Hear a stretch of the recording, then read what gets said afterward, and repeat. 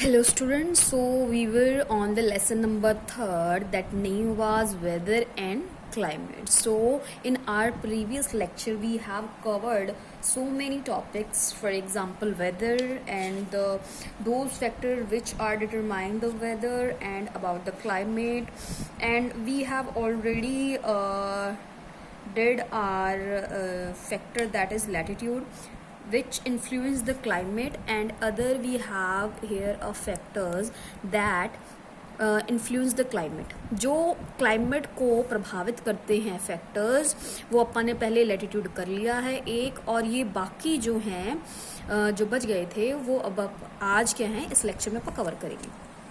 सो ये वो सारे फैक्टर्स हैं जो किसको इन्फ्लुएंस करते हैं या प्रभावित करते हैं, किसको, क्लाइमेट को. So here we have a first topic is a altitude or a height above the sea level. So पहला टॉपिक क्या है, एल्टीट्यूड है या फिर हाइट, जो सी लेवल मतलब समुद्र तल से जो ऊपर ऊंचाई जो बताई गई उसे ही एल्टीट्यूड बोल दिया गया है और उसे ही हाइट बोल दिया गया. मतलब समुद्र तल से जो जितना ज्यादा ऊंचा होगा वो क्या होगा, उतना ठंडा होगा.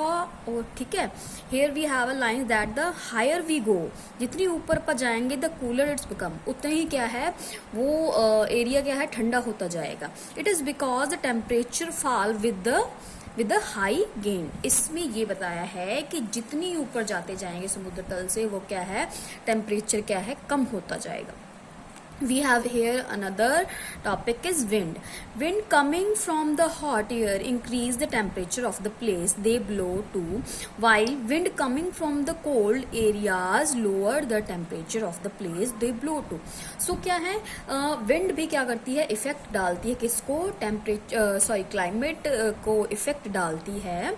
सो विंड क्या है, अगर विंड हवा जो है वो थोड़ी गर्म आ रही है तो वो उस प्लेस को क्या कर देगी, जहाँ से आ रही है और जहाँ तक पहुँच रही है उन प्लेसेस को क्या कर देगी, गर्म कर देगी. अगर वो हवा ठंडी आ रही है तो टेम्परेचर क्या कर देगी, लो कर देगी.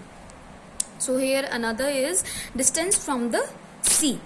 Okay, I want to give an example of the altitude and the height. I forgot to give the example that altitude में एक example है कि मान लो कि शिमला और लुधियाना का है, अगर ले ले एग्जाम्पल अपन. सो तो शिमला क्या है वो ठंडा क्यों है लुधियाने के मुकाबले में, वो इसलिए ठंडा है, क्यों भाई, इसलिए है क्योंकि जो शिमला के जो है वो कहाँ लोकेट है, 2150 मीटर्स अबव है, किससे, सी लेवल से, समुद्र तल से 2150 मीटर क्या है ऊपरी स्तर पर है. और जो लुधियाना है वो सिर्फ 250 मीटर्स अबव लेवल है, किसके, सी लेवल पर. सो शिमला क्या है वो ज्यादा हाइट पर है किसकी तुलना में, कंपेयर टू लुधियाना. सो इसलिए क्या है, शिमला क्या है वो ठंडा होगा और किसके मुकाबले में, लुधियाना के मुकाबले में. Okay, so here we have a lines of a distance from a sea. Place near the coast are neither too hot or nor too cold. They have a moderate climate. This is because of a land and sea breeze. So क्या है, अब समुद्र का या सी का भी काफ़ी महत्वपूर्ण रोल होता है किसको, क्लाइमेट को कंट्रोल करने में.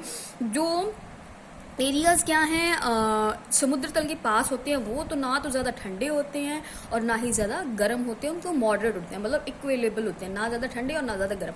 और ये किस लिए होते हैं, लैंड और सी ब्रीज, मतलब जो भूमि और जो समुद्री तल पर जो हवाएं बह रही हैं उनके ये उनसे रिलेटेड होते हैं, उनके कारण होते हैं. So here we have another is humid. So line that define the humid is the amount of water vapors in the air is called humid that also affect the climate. So humid क्या है, ये भी effect करता है climate को. कैसे, अब हवा चल रही है, फॉर एग्जाम्पल अब हवा चल रही है तो हवा क्या है, हवा में वेपराइजेशन, पानी की मात्रा जो होगी वो ज़्यादा होगी, तो उससे क्या है, उसी से ह्यूमिड बोलेंगे. Another we have here a ocean current. Ocean current, what is the ocean current? Ocean have a warm and cold current. जो ocean में क्या है, ठंडी और गर्म क्या है लहरें जो हैं वो भी रिलेटेड करती हैं किससे, क्लाइमेट से.